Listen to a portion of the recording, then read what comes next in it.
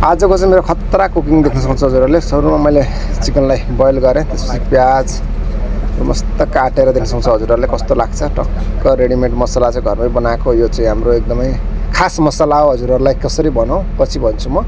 हजुरहरूले चाहिँ यसरी लसुन अदरकलाई चाहिँ पेस्ट गराउन सक्नुहुन्छ। अनि मैले चाहेअनुसार लाल मिर्ची पाउडर घरैमा रेडी गर्नको लागि मैले सुकेको खुर्सानी हालेँ। यसरी देख्न सक्छ हजुरहरूले चाहिँ खतरा आइटमले बनाएको छु मैले चिकन। अब यो मिक्सरमा पिस्न स्टार्ट गरेँ मैले। मसला कस्तो बनेर हेरेँ, हेर्नुहोस् त कस्तो लाग्यो तपाईँहरूलाई।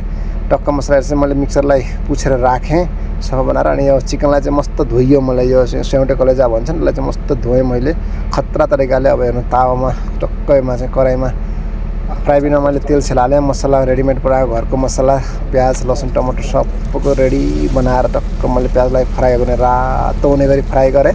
फेरि कुकिङ चाहिँ मैले नै गरेको है, त्यही भएर थोरै खाप्छु चाहिँ आफ्नो देखाएको हजुरलाई कस्तो लाग्छ।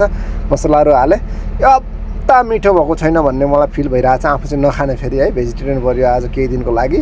टमाटर हालेँ, मसलाहरू अब अघि रेडी गरेको मसला हालियो।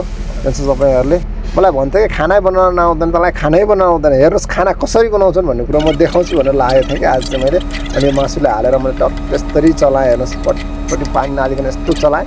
सबैले भने तँलाई खानै बनाउन आउँदैन, खानै बनाउन आउँदैन अरे। ल हेर्नुहोस् त खाना कसरी बनाउँछौँ भन्ने कुरो मलाई आउँदैन भनिदिने अरे कि सबैले। ल आज चाहिँ मैले म बनाएको मासु खतरा मिठो बनाएर राखिदिएको छु।